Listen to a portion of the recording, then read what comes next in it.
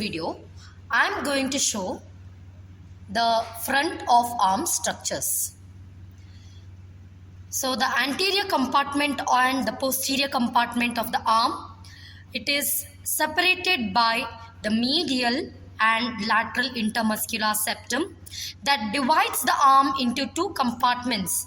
So the compartment what I am showing here, this is the anterior compartment, otherwise called the front of the arm. Behind is the posterior compartment or back of the arm. The arm is also called as brachium. Let's see what are the structures and muscles in this compartment. The medial intermuscular septum here, which is a modification of the deep fascia, it is more prominent in the lower part of the arm. This intermuscular septum, it is attached to the medial supracondylar ridge and it is pierced by the ulnar nerve. So you can see here how nicely the ulnar nerve is piercing the medial intermuscular septum and moving from anterior compartment, and it will occupy the posterior compartment of the arm, lower part of the arm.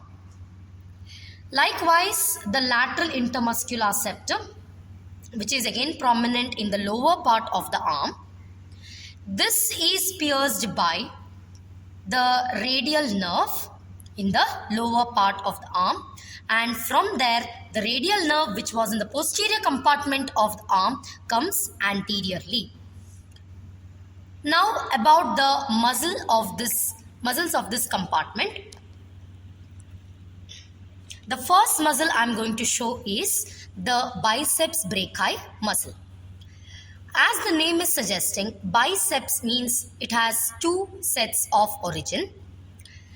The head what I'm showing here with the forceps, this is the long head of the biceps.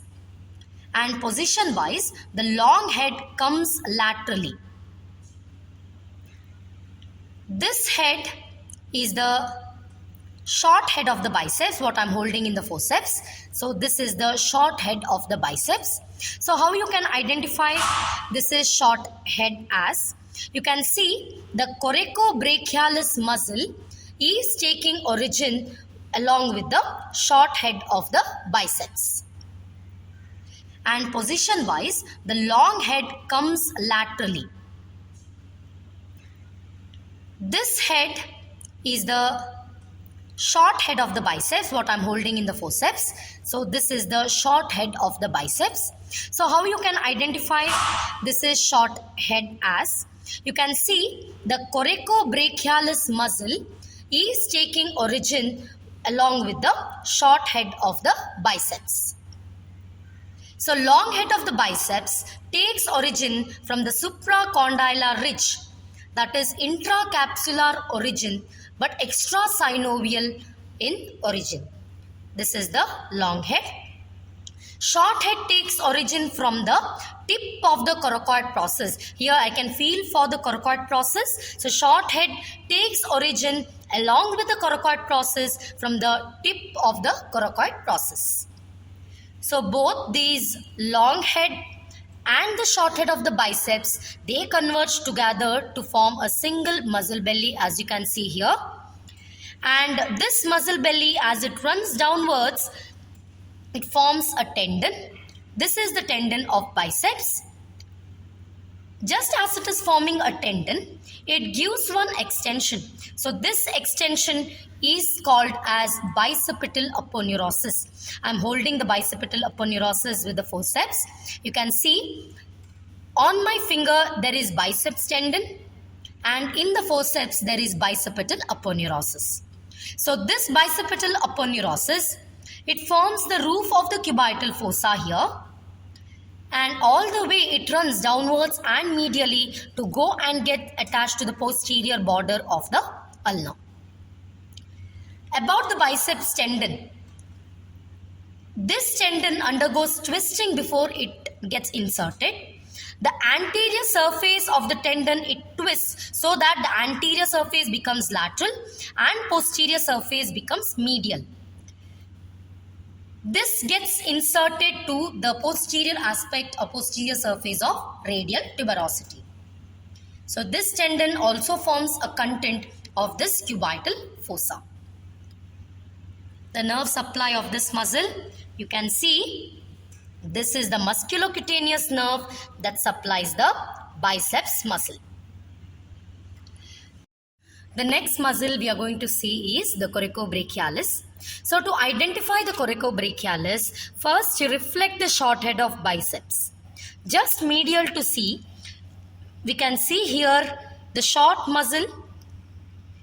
This is coracobrachialis. And there is one more way to identify this. It is nicely pierced by the musculocutaneous nerve.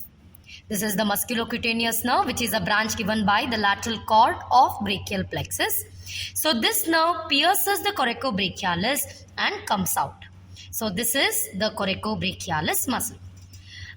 As the name suggests, coraco means it takes its origin from the coracoid process of the scapula, along with the short head of the biceps. The muscle crosses anterior to the shoulder joint and it goes and gets inserted to the middle of the anteromedial surface of the shaft of humerus. So this muscle is supplied by the musculocutaneous nerve. Next, the coracobrachialis. Next is the brachialis muscle. So to identify the brachialis muscle, just lift the biceps brachii muscle and reflect it laterally. You can see a muscle underneath this. This is the brachialis muscle.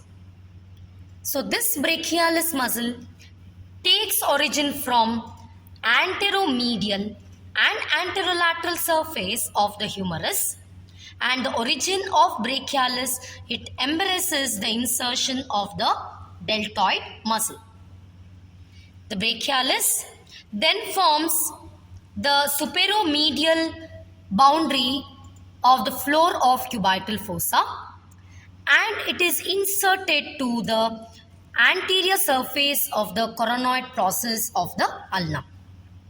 So you can identify the muscle here.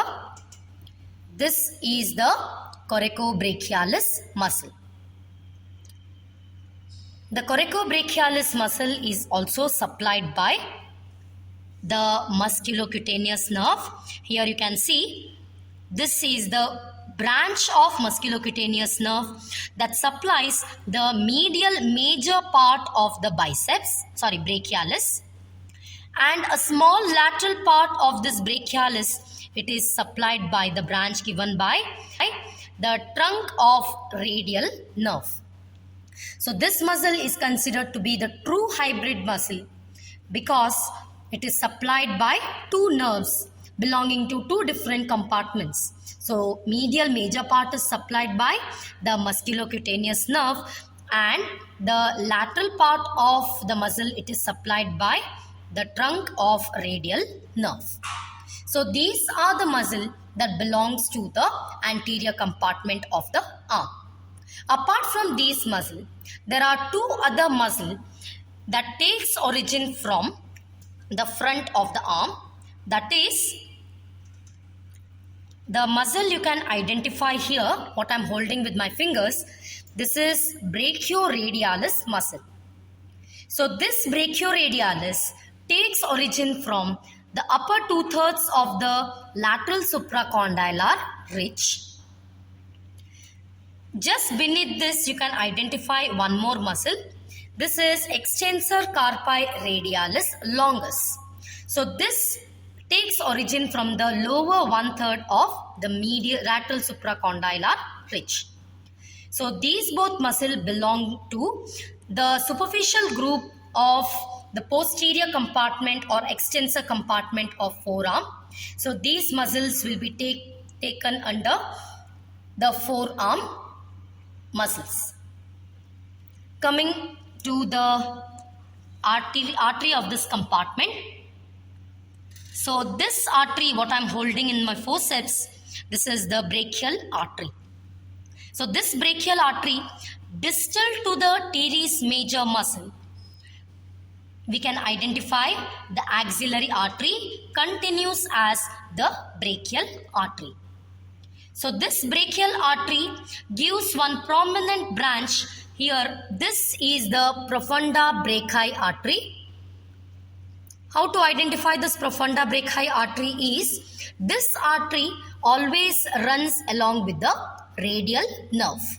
So the artery what is given by the brachial artery here is the profunda brachii artery. Other arteries given are superior ulnar collateral artery, inferior ulnar collateral artery that undergoes elbow anastomosis. As this brachial artery runs downwards, this artery runs medial to the biceps muscle, appears as a content of cubital fossa, and at the level of neck of radius, or we can tell 1 centimeter below the bend of the elbow, this artery divides into two terminal divisions. You can see the terminal divisions of the artery nicely here.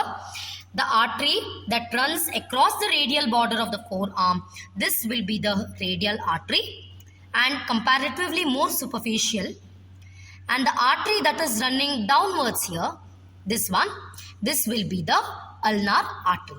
So these are the two terminal divisions given by the brachial artery at the level of neck of radius. The nerves what we can see in this compartment is this nerve which I have already shown. This is the musculocutaneous nerve. So this is a branch given by the lateral cord of brachial plexus. Then we can identify this is the median nerve, but median nerve is not supplying any of the structures in the anterior compartment of the arm. We can see the ulnar nerve here, but this ulnar nerve pierces the medial intermuscular septum and occupies posterior to the medial epicondyle. This is the ulnar nerve. And radial nerve in the lower part of the arm, because this nerve pierces the lateral intermuscular septum and appears in the lower part of the front of the arm. So other nerves seen is the medial cutaneous nerve of the arm and the medial cutaneous nerve of the forearm. These are the branches again given by the medial cord of brachial plexus.